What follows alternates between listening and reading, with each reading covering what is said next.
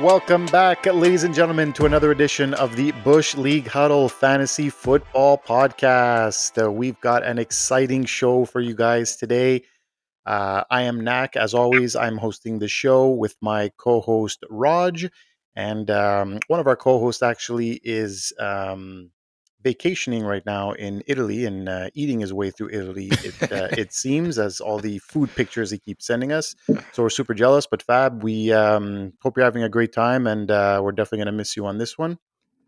But we have someone taking his place today, a special guest, Mr. Pat Pucci from the Twittersphere, Mr. at NFL underscore fantasy Pat. Welcome, Pat. Hey, well, thanks. Appreciate it, man.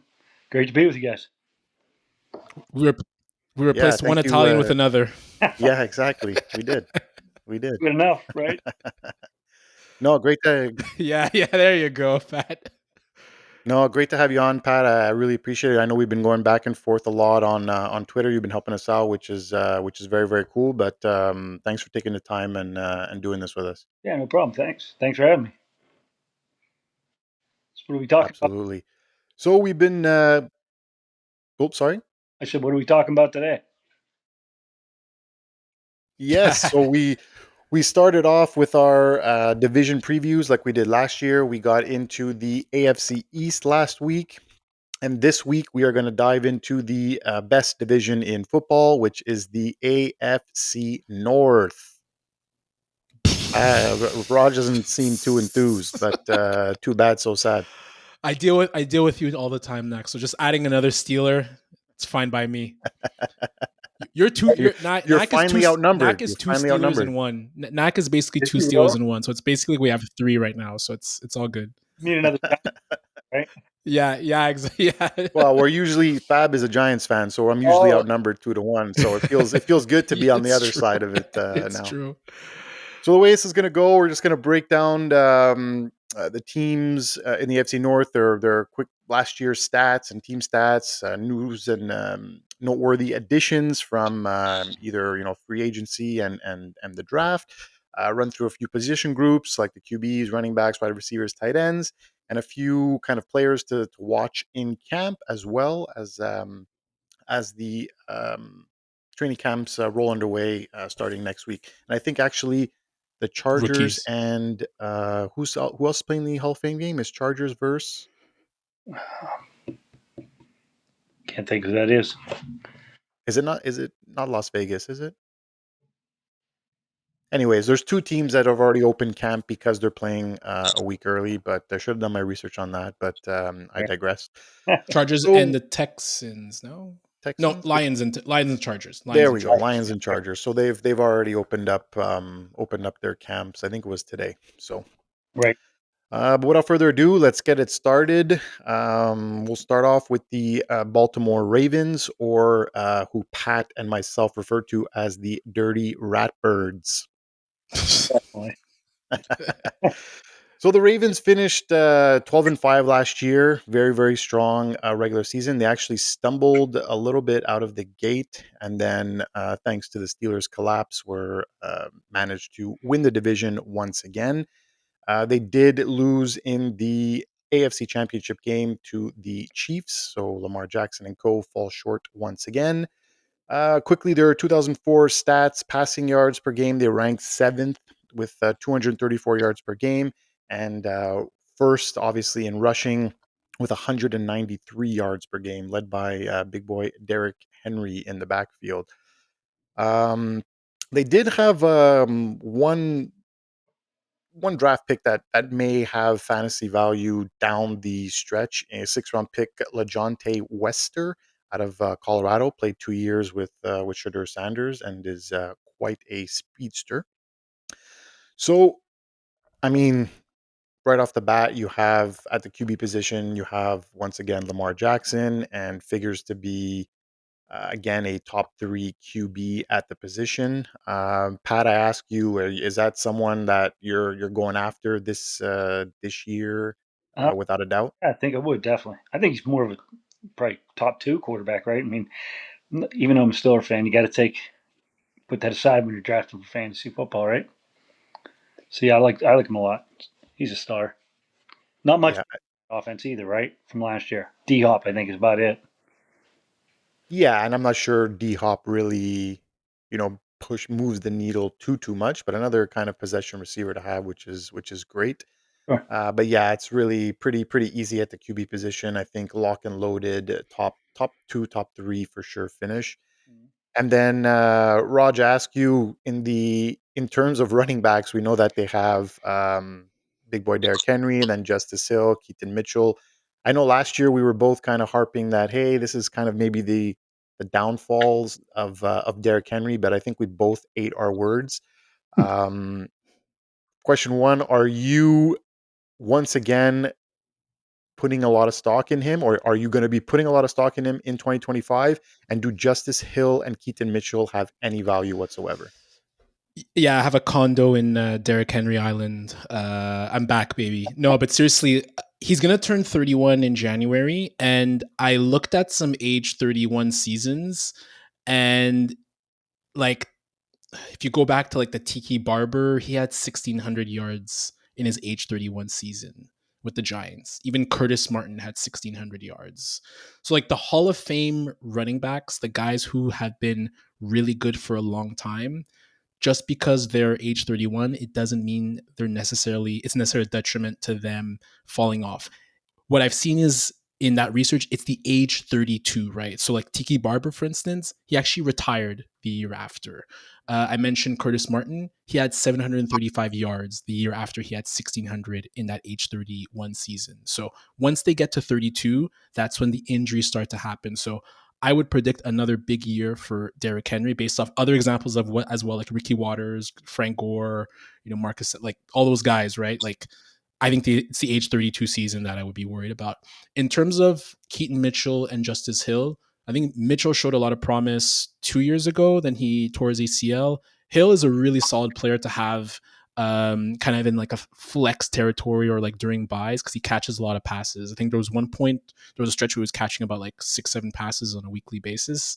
So it's kind of hard to trust between those two. I'd put a bit more stock into Hill just because he seems like the more reliable option. But I think Keaton Mitchell, let's see how he can develop as like a home run threat now, like almost a year and a half or almost 2 years coming out of the ACL. So, but this is Henry's backfield, and if you look at his training videos, he still looks as good as ever.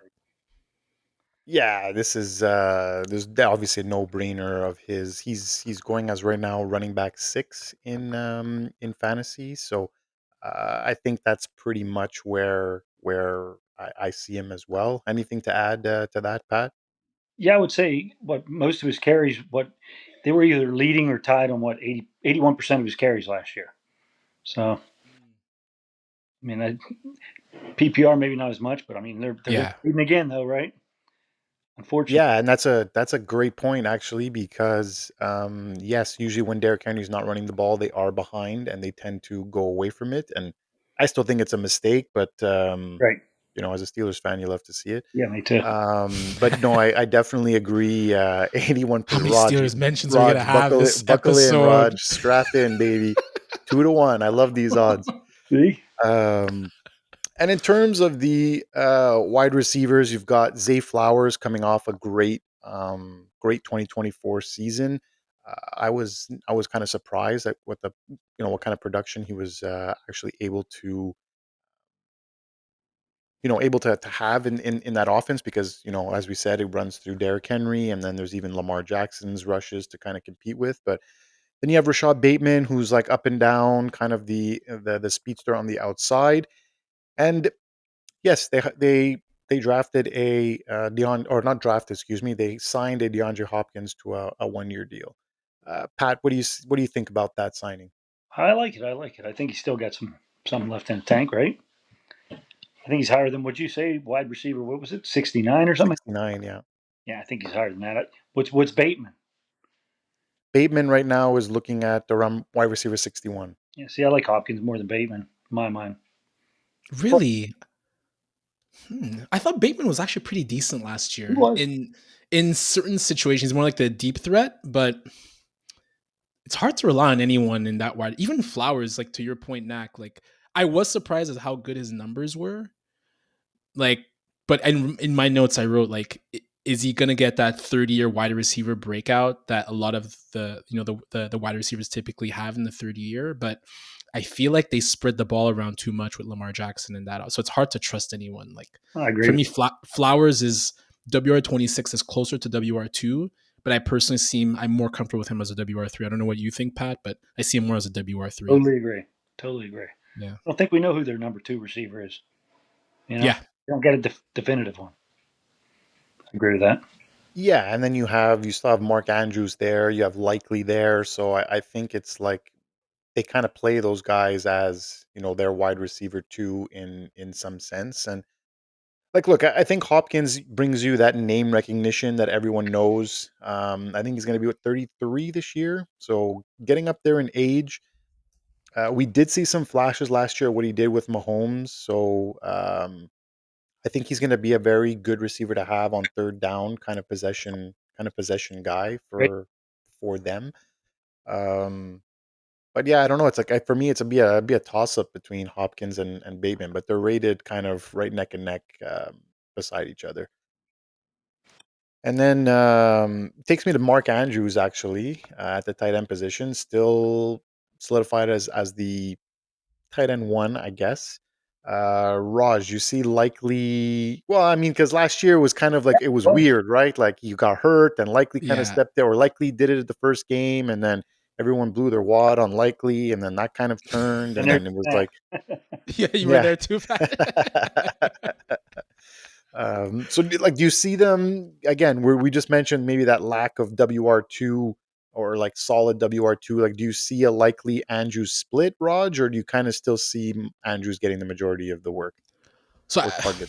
I think training camp will be interesting on that front. I'm more concerned on Mark Andrews' confidence because after the drop, there was like a good week or so of like just all of sports talk like TV just like piling on Andrew. And we all know how sports talk likes to defend Lamar Jackson. I like to defend Lamar Jackson too. And it felt like Mark Andrews took all the brunt of the blame and Lamar Jackson didn't take any of it. So I'm curious on his confidence coming into this season.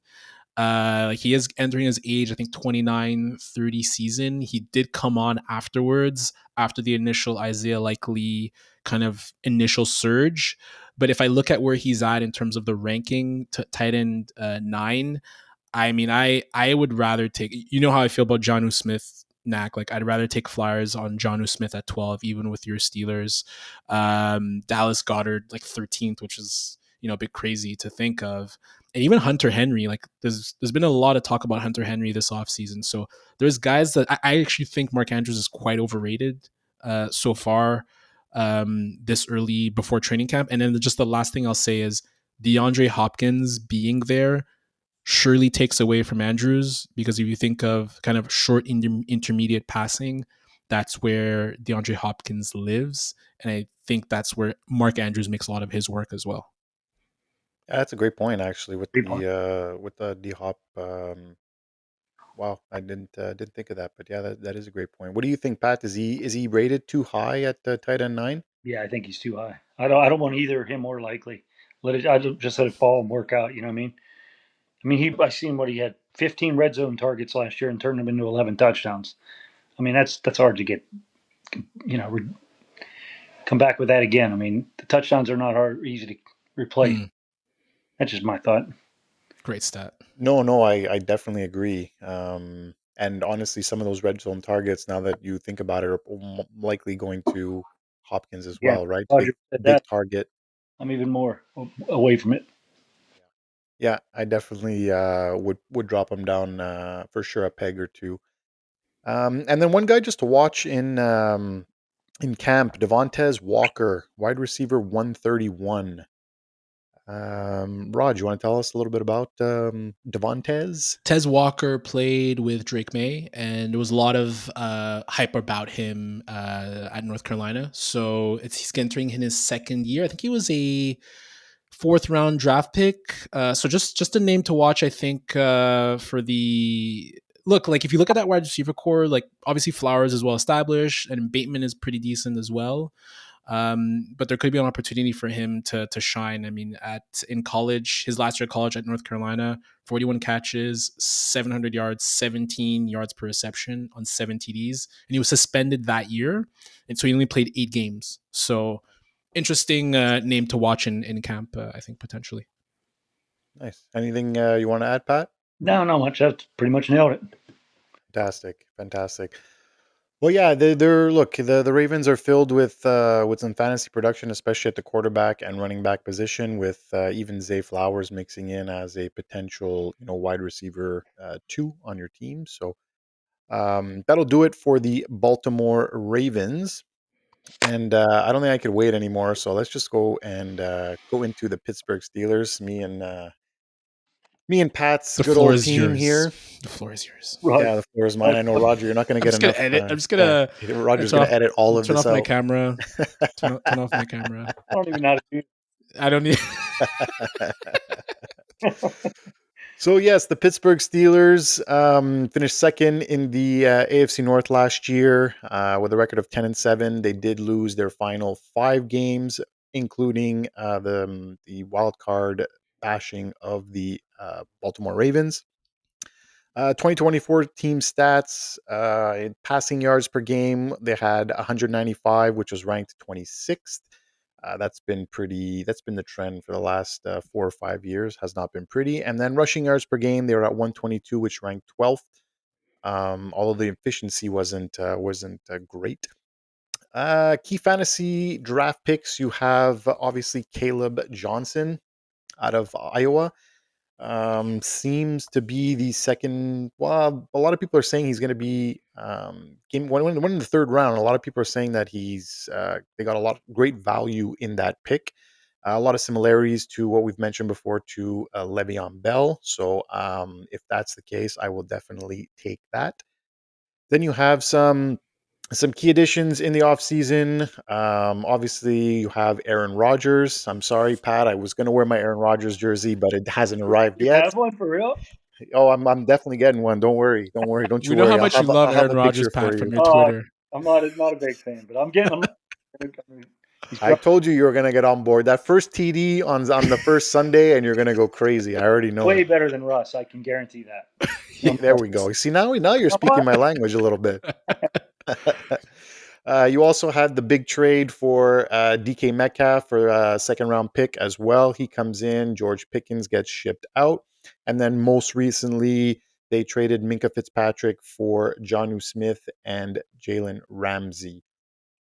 So we'll start quickly with the quarterback position. As I mentioned, they did pick up, finally signed Aaron Rodgers. Probably the best QB they've had on the roster since the departure of Ben Roethlisberger. So let's start off with you, Pat. I know you had your own kind of ups and downs with the Aaron Rodgers debacle. So let's start with you. What are you really feeling about Aaron Rodgers, and what are you looking?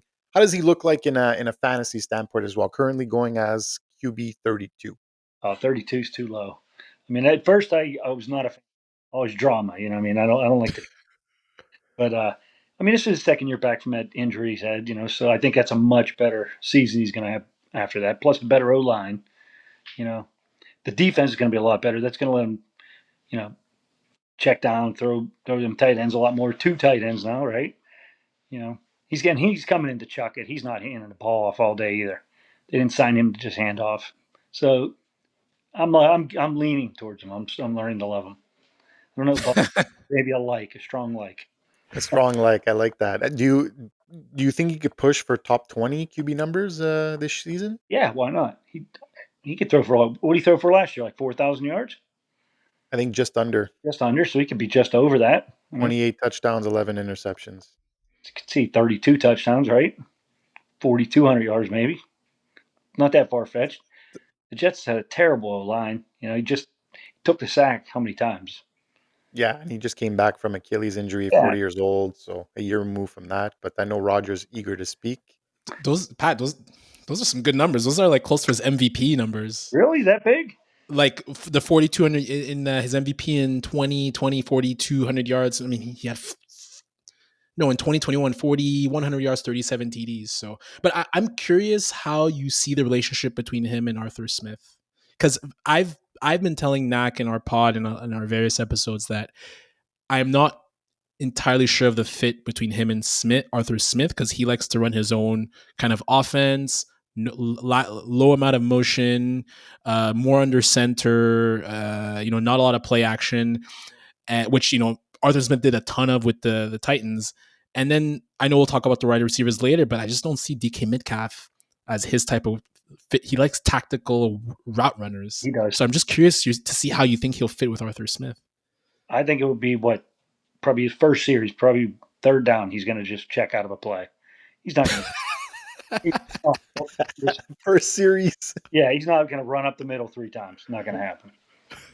So you think they're going to clash? Yeah, I think they're going to clash. But Roger will win because it's a 1-year deal. Yeah.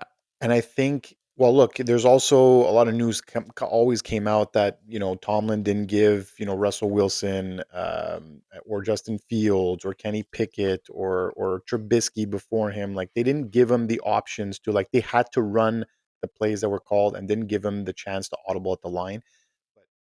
There's no way they're going to tell Aaron Rodgers you can't audible at the line from what you're seeing. First of all, I think it's asinine to tell any quarterback to not do that, because they're reading the field, right? So, but if you think Aaron Rodgers is going to come in and just be like the poster boy of run this play, and like you said, run 3 times up the middle, like, he's not going to have any of that.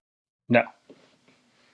And to your point, I think, like you said, the defense is going to be better. And honestly, with a quarterback like Aaron Rodgers, I think he's going to be able to at least stay on the field longer as an offense and give the defense time to rest a little bit on the sidelines, which will make them better and fresher throughout the game, especially towards the end of the game. So I definitely agree. Definitely agree on that. And I don't know for sure.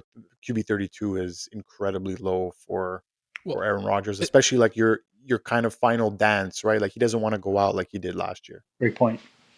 And especially for us, Pat, I think we mentioned it to you, but like, we focus on 2 QB leagues, like Superflex, 2 QB. So like for us, like QB32 is like that's a backup QB, and like if you're starting 2, so like I'll happily take a flyer as Aaron Rodgers for my 3rd QB. Yeah, definitely. I'd go as far as QB2, I think. Yeah, why not? I think I see a pretty decent year upcoming. In case he gets hurt, that's about the only thing I'm worried about. Yeah. That's the problem. That's like, he's going to be 42 this year, or 41 in December or something. So there's definitely that concern. I think you mentioned that second year back from Achilles. That's big. First year, the same. You're not the same. Totally. So I'm saying, if he threw for almost 4,000 yards first year back from it, I think he can do that again. Yeah, and it was not with the greatest organization. It was kind of a dumpster fire over there last year, and which made them kind of clean house, right? Right. Let's move on to the running backs. I did mention that they drafted Caleb Johnson in the 3rd round. He's going as running back 31 right now. Jalen Warren returning, running back 29, and they also added Kenneth Gainwell. And for some reason, Cordell Patterson is still on the roster. I'm waiting any day now for him to get cut. I think really, I don't know what he has on Arthur Smith, but yeah, I don't know. Any day now, any day to hear that Patterson's been cut. But thought it was only out of these, what's that? Sorry, thought it was only me that wanted him gone. No, I think everybody wants him gone and kind of like doesn't know what he's really doing on the roster still. But so, as I mentioned, Caleb Johnson and Warren are kind of neck and neck in that RB 29 and 31. Raj, what do you are you trying to grab both? Are you really looking for one of them to shine? I go back to Bijan Robinson's rookie year, and I'm not trying to compare Caleb Johnson to Bijan Robinson, but this notion that Johnson's coming in and is going to take over for Warren, I think, is very risky, considering how Arthur Smith utilized Tyler Algier and Bijan Robinson. Because that first year Bijan was there, everyone wanted him to have all the carries, and I don't have it in front of me, but it was virtually 55-45 split in favor of Bijan for Tyler Algier. The next year, we finally saw that shift further when obviously Arthur Smith was gone. But even last year, like Knack, you could Knack and Pat, obviously you guys could speak to it more, right? Like I think Jalen Warren was the better running back. I've personally felt like Jalen Warren was the better running back for the past 2 years. He's more explosive. He catches the ball in PPR, but I think there's like always been an attachment to Najee Harris.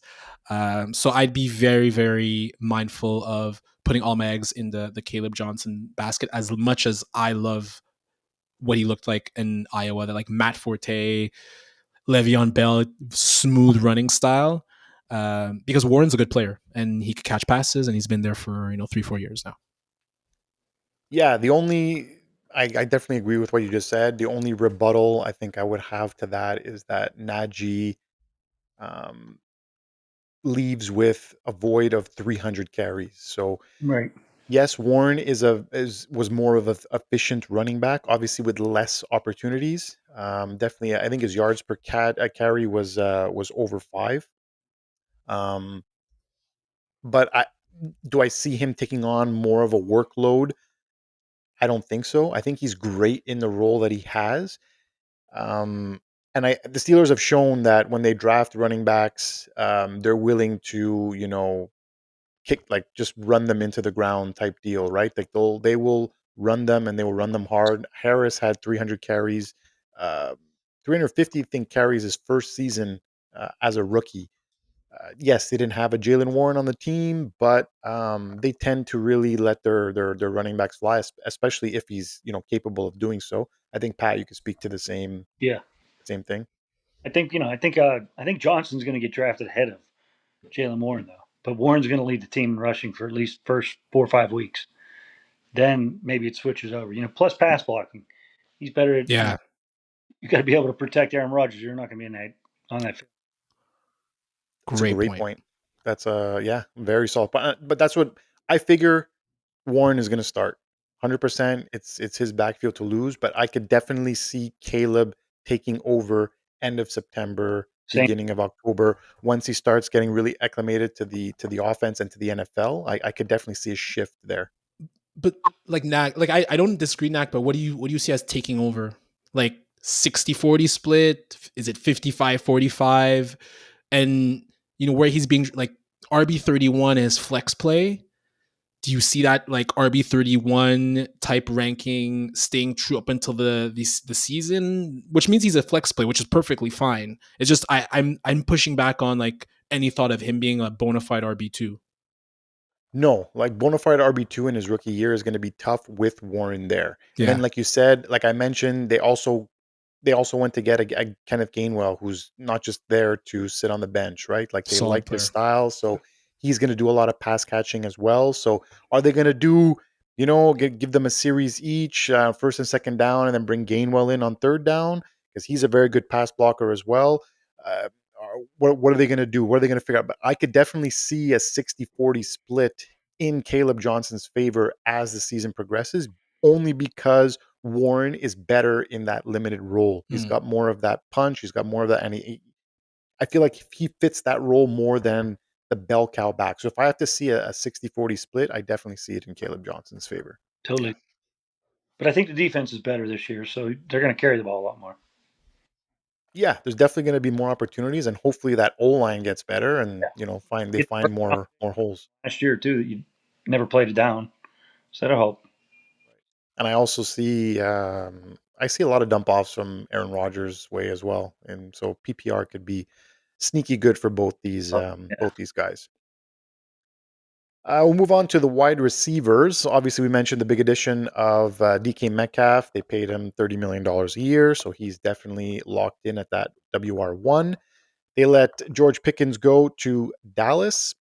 And then they have kind of like a battle going on in camp, whereas they see Calvin Austin as the number two, but then you have Roman Wilson, who's there, missed all of his rookie season, but they really like this guy, kind of the guy to watch in camp, I would say.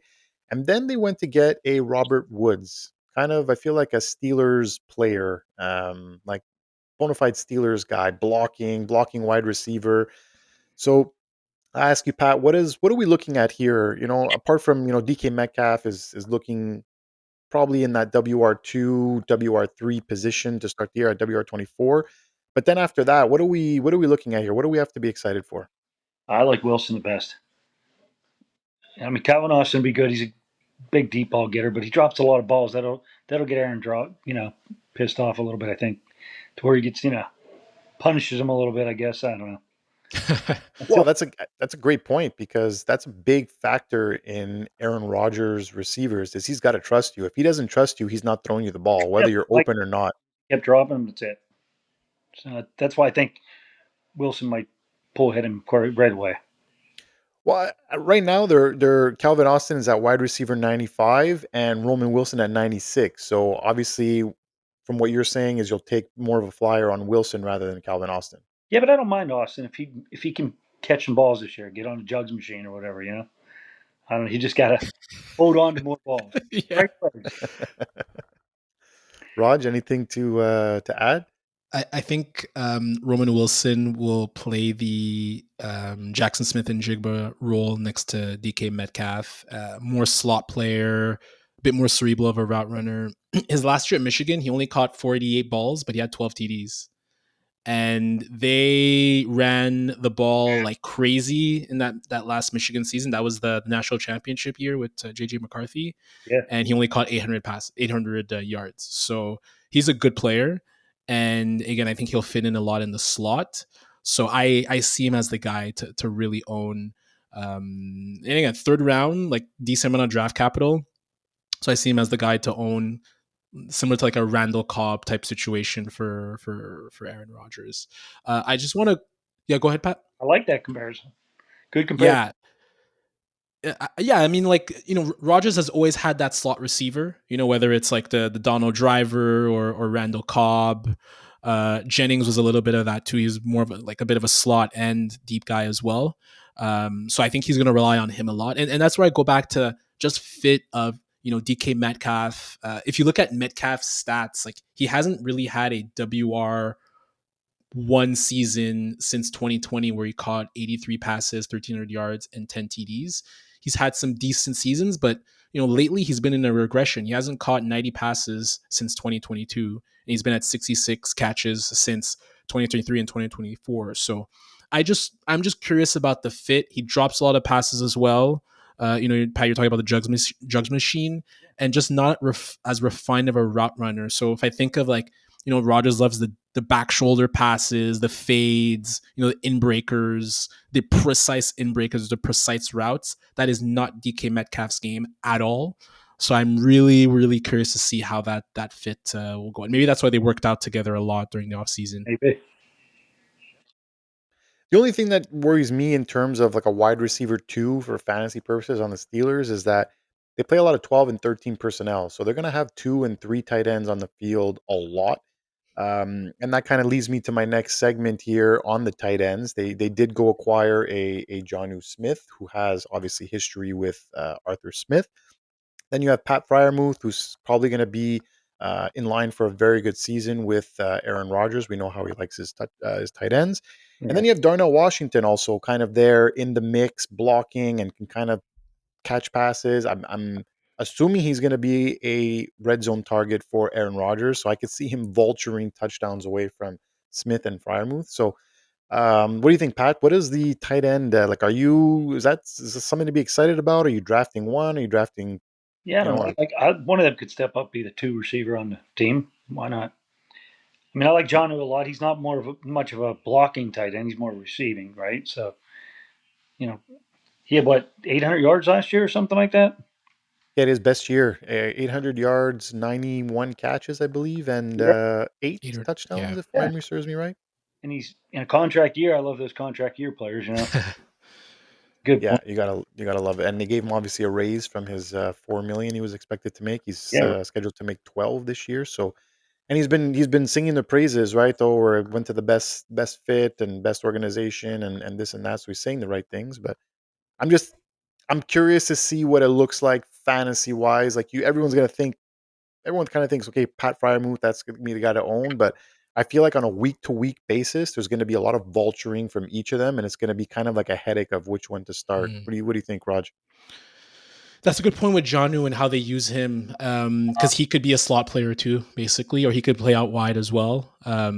So I think you're right. There's going to be a lot of 12 personnel, like one running back, two tight end sets, but you're going to see Janu out wide or Janu in the slot and Frymuth like in line next to the tackle.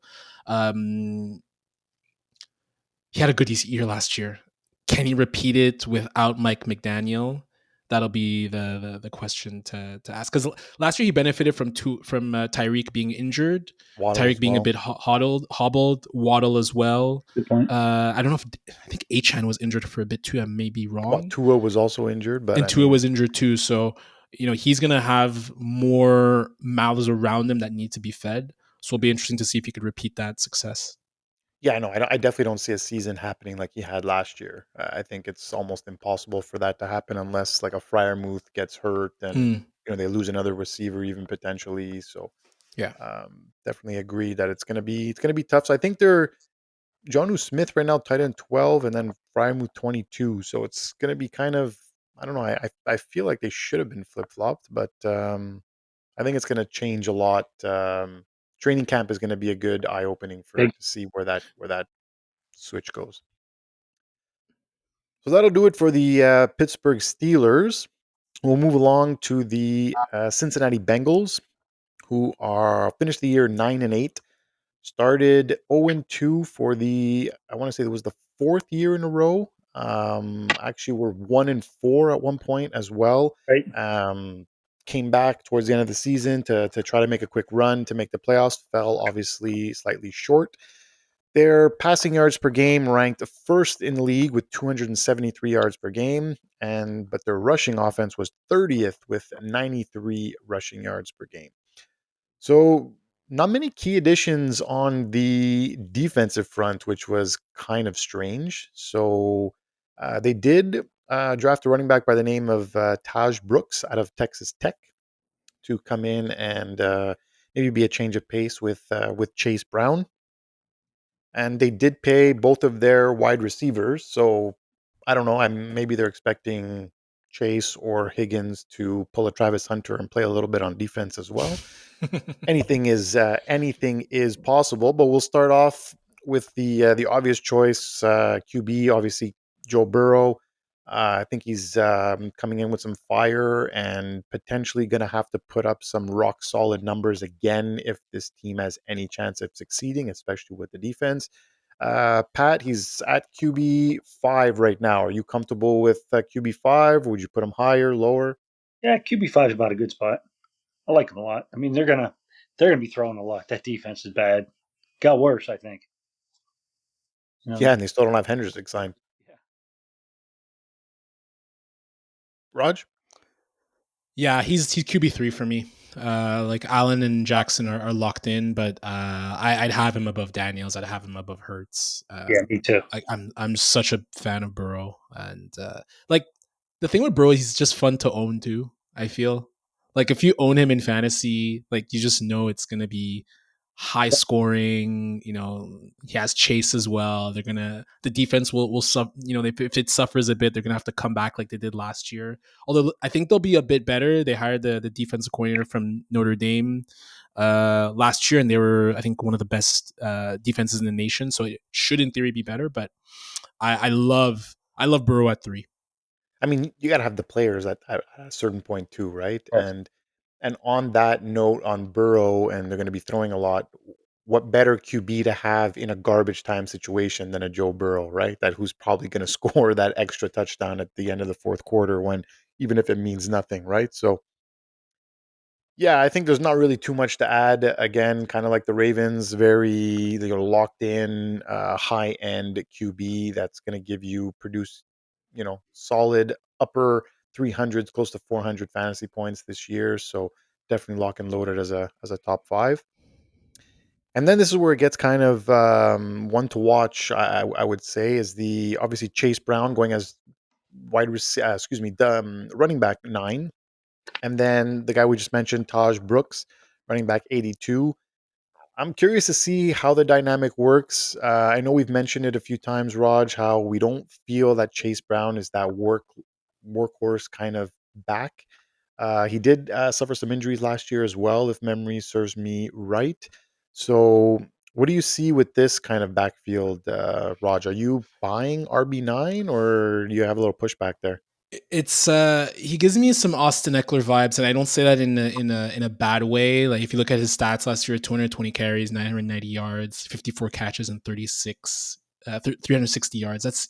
That's in 10 games started. So Great. Brown can be electric. He's a bit more diminutive, so I think that's why they brought in Taj Brooks, who had a fantastic career at Texas Tech. His last 2 seasons at Texas Tech, 1,500 rushing yards, and I think he had like 2,900 yards in terms of broken tackles after contact. So he's a broken tackle machine. So if you think of like someone who could replace Zach Brown, or excuse me, Zach Moss with the Bengals last year, I think that could be a possibility. Running back 9 might be a bit too rich for me. And it's only because of the fact that they drafted Taj Brooks, again, still a rookie, but it seems like they're very high on him. So if you look at the guys around him, like I'd rather have Josh Jacobs. Pat, you have to know that I love Josh Jacobs. Like ask Knack, ask Fab. I love Josh Jacobs, Yeah. and I'd probably even trust. I hate to say it, but Kyron Williams over him. Oh, I wow. Okay. don't mind that either. Better offense. Yeah, for sure. What do you think of the running back situation there, Pat? Well, I love Brown a lot. I mean, they were what, top 10 for 2 years in a row until last season. Until the O line, the wheels came off. But and like you said, he didn't even start. How many games did he start? Not 17 or 7 games. 10. 10 games. So I mean, I think he's going to have a better season actually than last year. But he's probably still at least a top 12 back, at least. But Yeah. a good check down for Burrow. I mean, when you got those just broken plays and where he's always getting. How many passes did he catch last year? Did you say, Raj? 54. 50. I mean, that's pretty good for his first year. And Oh, only starting 10 games. only starting 10, yeah, 17 games. It's crazy. Yeah, I consider him a PPR kind of machine in a sense. Like he's definitely locked in as the very high end wide receiver, running back two. But could definitely could have some definite solid running back 1 weeks for sure. Just for his PPR, I think he had a game with 11 or 12 catches. Right. It was on prime time. I forget who they played, but he had like 13 catches that game. So he's capable. He's definitely capable. He's a definitely pass catching Against back. So Baltimore. Yeah. yeah, against Baltimore. There you go. So yeah, definitely a running back room to watch. Um, maybe not early on in the season because he's most likely to get all the work, but maybe as the season goes on, next to mid season, would be interesting to see how they include Taj Brooks. Well, from week 9 on, too, only Barkley had more rushing opportunities than him. So, Wow. Okay. Interesting. That's a very good stat. but I like the rookie coming in, like Raj said. Definitely agree. Definitely agree. We'll move on to the wide receivers. They, like I mentioned before, they paid Jamar Chase, highest paid non QB in the league. He is fully locked in at WR1 on the season. I don't think anyone has any issues with that.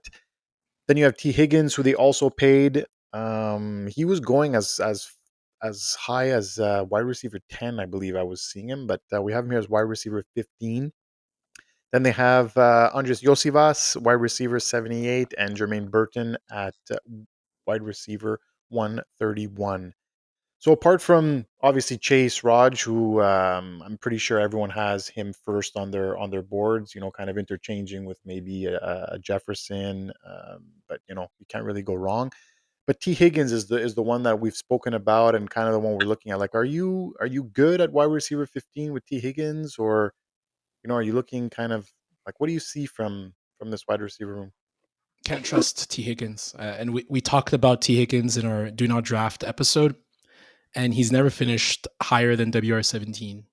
Right? He's had really good points per game numbers when he plays, but it seems like the last 2 years, I think he's only played 12 games. So it's really hard for me to trust a player like that who just cannot put a full slate of games through. So he's the type of player that, if I could get at like at a discount, happy to take it at a discount, but I'm not going to overdraft him. If I just want to go back to Chase quickly, I think we were having a discussion in real life where I think it was you who told me that think of the past 6 or 7 years, the WR1 has not in the previous season, in the next season has not been the same WR1 year after year. And I just checked it, and it's very much the case. So if I get a chance to take Chase, obviously I'm taking him, but the WR1 year over year is extremely volatile.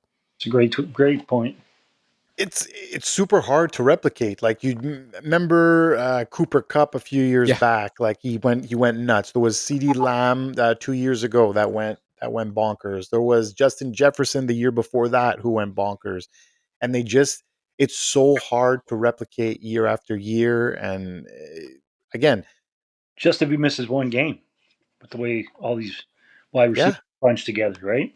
yeah, that's what it is. One injury and it kind of you lose out on kind of everything. But Yeah, cards basically. Whatever. Yeah. yeah, it's very, very tough. I mean, what do you feel about T. Higgins, Pat? I like Higgins myself. I think he's still good, but he can't stay healthy. That's his problem. I mean, I don't know. That offense is too powerful. I just think that Cincinnati's going to finally click one of these times, and this was the year maybe. I don't know. I like Higgins myself, but I don't like now that you say the stat about him staying healthy. It's true. And there's a lot of other receivers you could have at that point that discount again. I'll take them.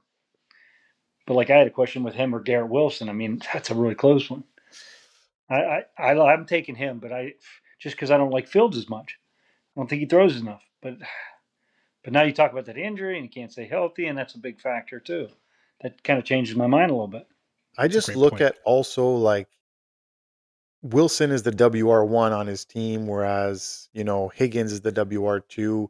There's so many like players in that kind of slot that are wide receiver ones, and it's like I'm gonna go pick Higgins this high, Right. likely a second or third round pick, and Yep. you're like, Third, probably. man, I could go grab a guy who's actually number one on his team with decent QB play and probably do better than Higgins. And like Raj alluded to, best finish ever in fantasy football is WR17.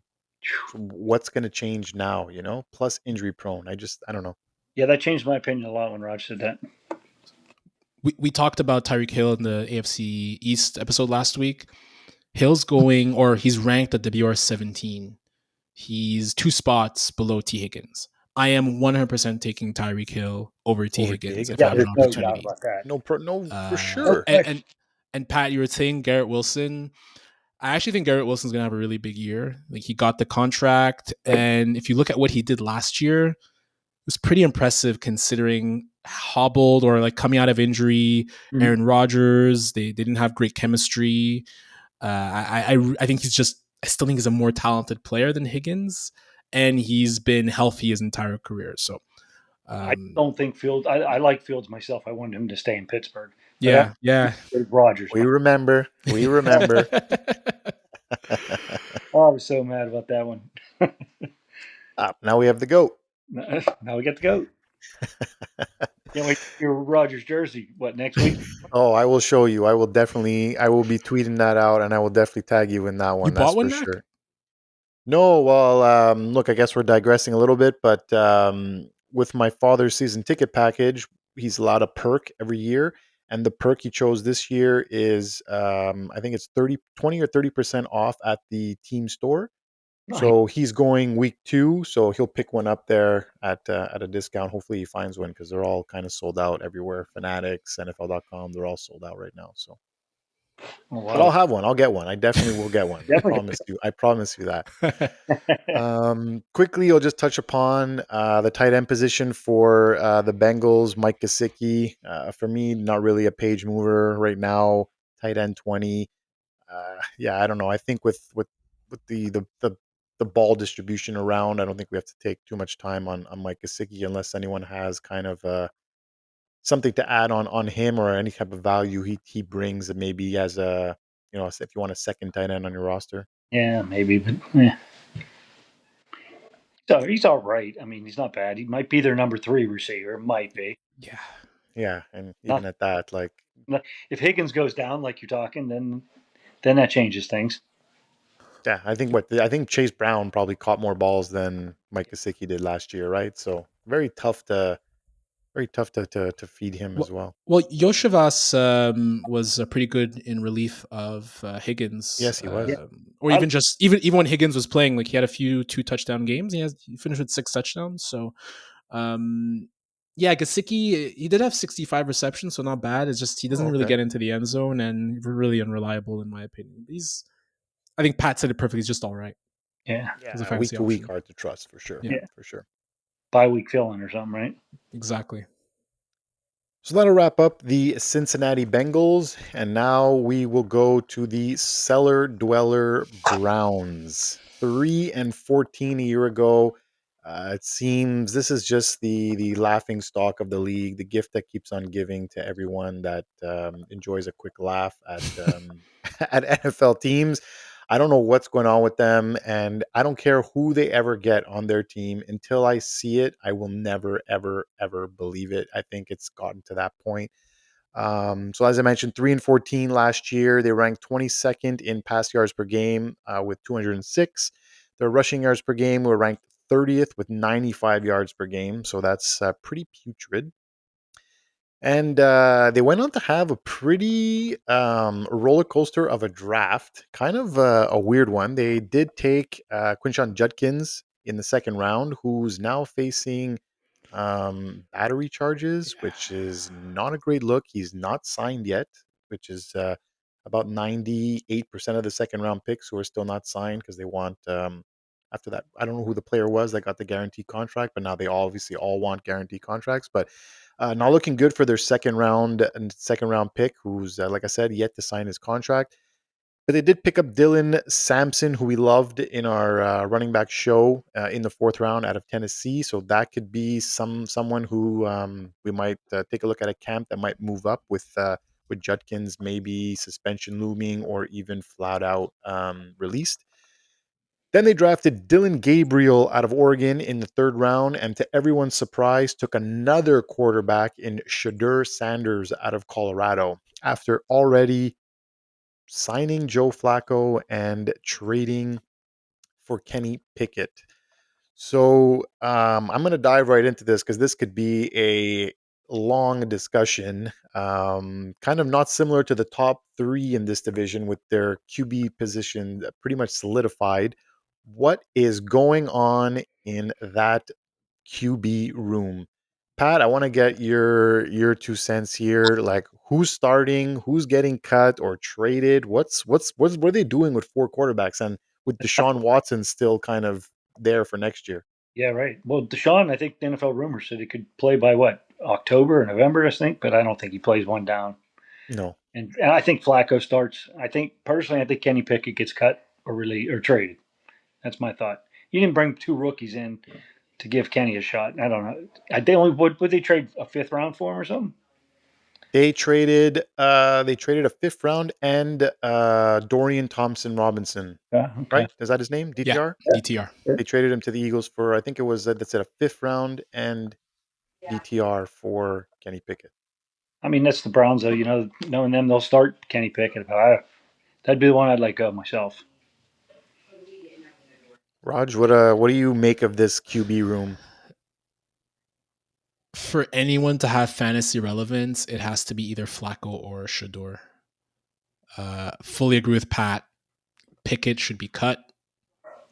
And like Gabriel's interesting. I think he had a really good career, or he had a really good one season at Oregon and even a previous season at Oklahoma. So I do like him, but it just feels like from like what you see about the players and what you see on training camp videos, and what you hear from the media, it sounds like Shador has been better than Gabriel.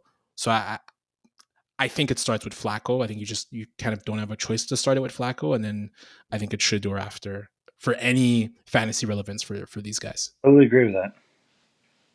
Oh, for fantasy relevance, I definitely agree. I can't wait to see. It's kind of one of those get your popcorn ready moments because either one of them is gonna get traded. I can't see them getting rid of a rookie, right? Like you can't cut one of these rookies. You're gonna try to trade him if anything, and I definitely agree. I think Flacco does have a slight inside track, unless, like I said, Pickett or decides to do better in camp. But we all know who Kenny Pickett is, and I can't see that happening. And then are they gonna play the media circus with Shadur Sanders and like, oh, we drafted Gabriel before, but now we're gonna start the fifth round rookie and all that. But this is something definitely that you're gonna have to watch all throughout training camp before drafting. But I agree with both of you.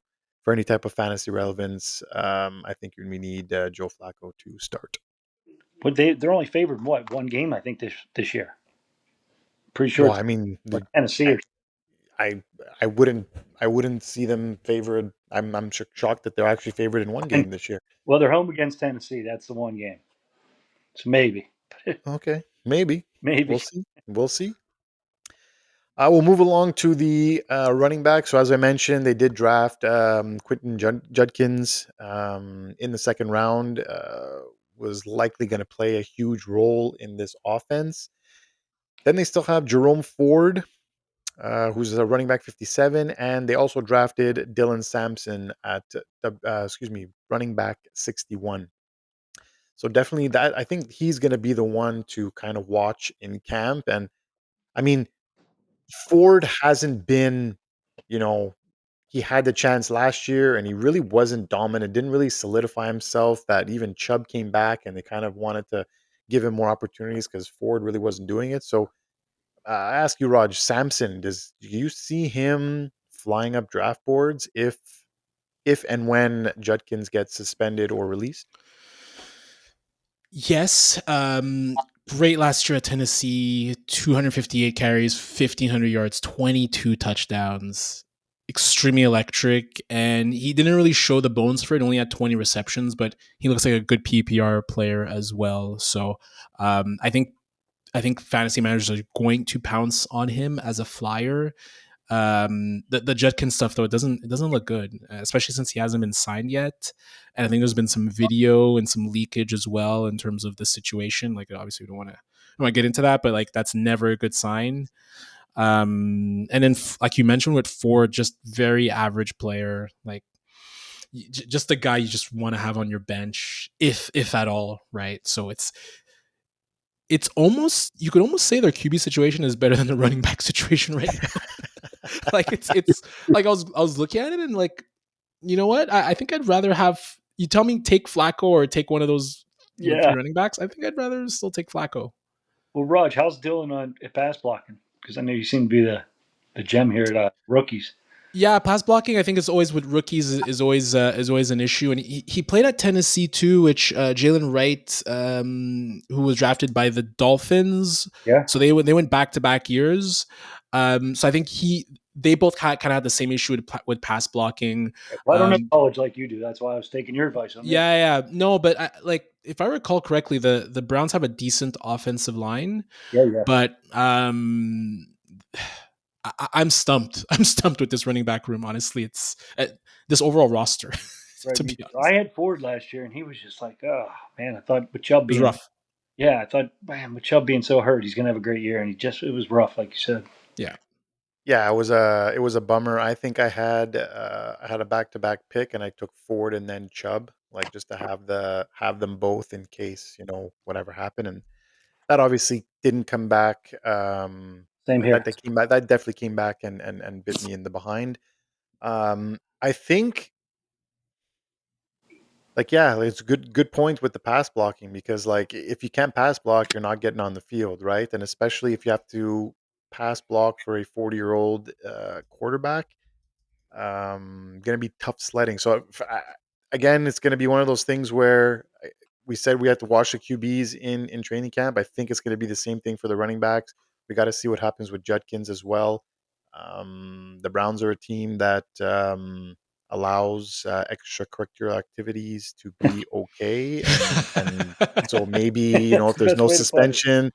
there's no suspension. Maybe they maybe Watson comes to talk to him, and then Would he he get suspended this year? I don't know how that works.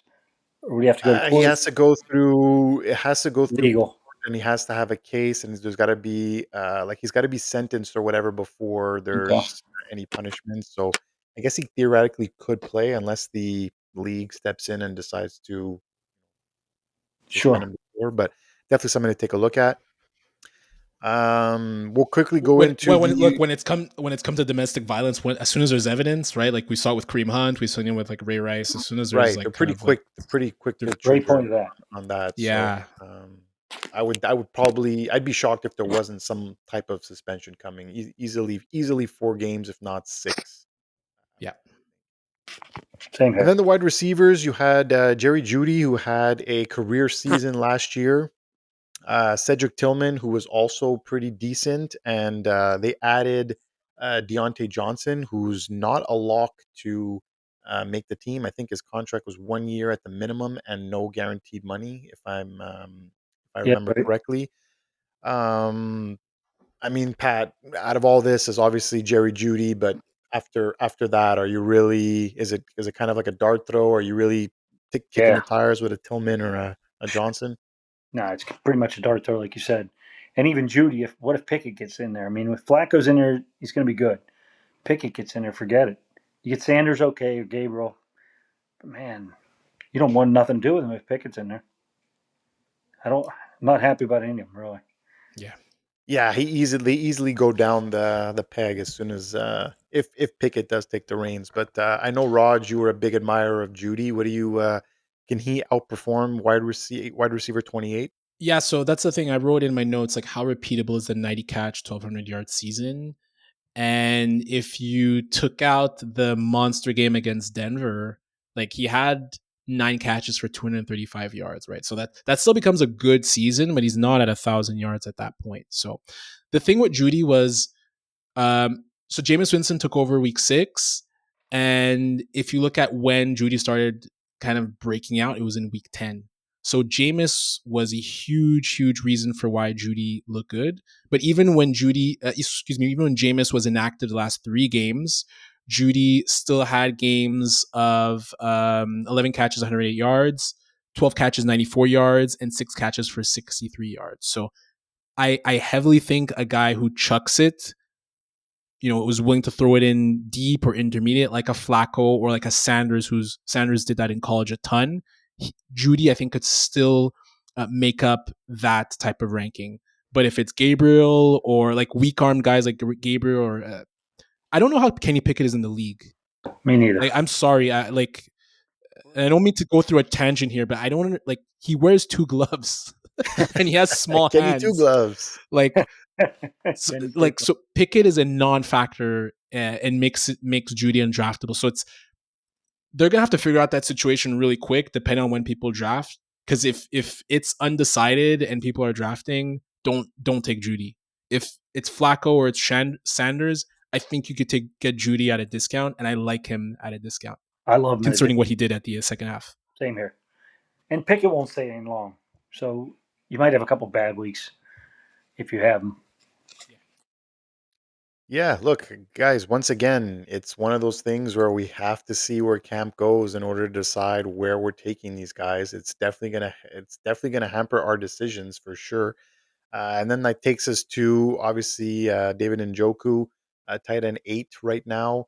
I think he's also been injured a ton, right? So he misses quite a few games, but he is pretty dominant, I guess, when he's on the field. Like he's pretty good, but I don't know, top 10 tight end. I just for me, I don't know why I never liked Njoku. I never wanted to take him in fantasy. He's a very frustrating player for me, but Raj, I don't anything to kind of with He's Njoku. solid. I find him solid. He's the type of guy where, like, if I'm looking through his game log, he'll have a game of 10 catches, 76 yards, a game of 9 catches, 81 yards, a game of 9 catches, 52, 8 for 66, but then he'll have 1 for 14, or he'll have 5 for 29, right? So Right. it's just Frustrating, very frustrating the player. ride with Njoku. The stats look good at the end, but the ride is really rough. Pat, what do you think? Yeah, I agree with that. Yeah, nothing. Honestly, it's kind of a player that I look personally. I'm avoiding anything to do with any Browns player in fantasy. I think even if they do kind of figure some stuff out in camp, like I don't see myself starting a Joe Flacco. I don't see myself starting a even Dylan Sampson. Maybe Jerry Judy, but again, if Kenny Pickett is named the starter, I don't want anything to do with Jerry Judy. So. Yep. I think they're Um, tanking. I think they're tanking this year. You But think? for what? They have a million QBs. Like even if okay, so I'll give you an example here. Even Yeah, if what they do they say think? they trade Pickett, right? They'll trade Pickett Okay. and Sanders becomes the backup and Dylan has the clipboard. Next year you're in the same predicament. Now you have okay, maybe Joe Flacco's on a 1-year deal. Then you have Watson coming back, then you have Shadur and Dylan Gabriel. You're going to go out and draft if you have the first overall pick, you're going to go draft a Newsmeyer or a whatever. Like, is Yeah, that is yeah, that the is because that the next plan? year's QB draft is nuts. Like It there's No, is. no, for there's sure. But I'm saying with Watson there, and then Shador and Gabriel, who you drafted two QBs the year before. Now you're going to go draft a Nussmeier and Yeah, have good the point. same thing. I yeah. guess you're going to feel okay cutting one of those as well. But you Well, traded the fifth round pick for Pickett, and you right. invested draft capital in Sanders and Dillon. Like, just Which the one's the most organization is tradable? just what's that? Which one's the most tradable quarterback? Right now, I Yeah. would have to say they probably have value to trade Sanders or Gabriel, Yeah, I would say Gabriel myself because Sanders fell that far. Obviously, teams don't want him, right? but do But they I like Sanders want to? more than Gabriel. Yeah. Yeah, but do they want to? They invested that third round pick in Yeah, Gabriel. Do they that's want to true. trade him? Not unless they're getting a third back. But I, who's going to yeah, give them? and And no one's giving them a third. Nobody's giving them a third for that. yeah, and honestly, I don't think Watson's playing another down in the NFL. Yeah, Like I, not I don't think elite. he's I don't Totally think I he's playing for the agree. Browns. And like for anybody. what team is going to bring him in? Yeah, I Right. don't think so. Especially he hasn't looked That's a good great since his point, Raj. return, right? So Yeah, well, that about wraps it up for our AFC North fantasy preview. Pat, I want to thank you so much for taking the time, guys. It's follow him on Twitter, please. Very, very good follow. Lots of information all the time. It's at NFL underscore fantasy Pat. Also follow um, NFL Rums, which is NFL Rumors. Also a great, great account for up to date rumors.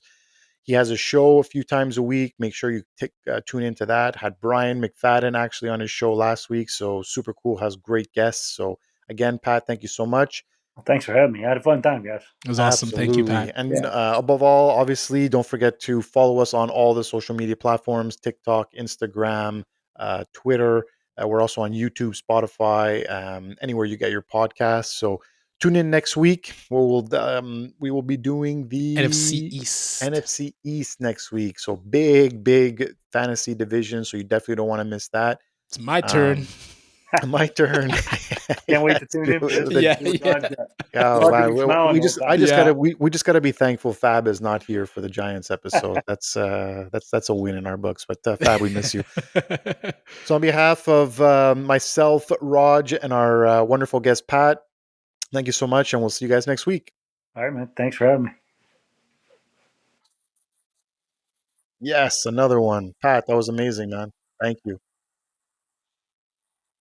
Super good. Super good.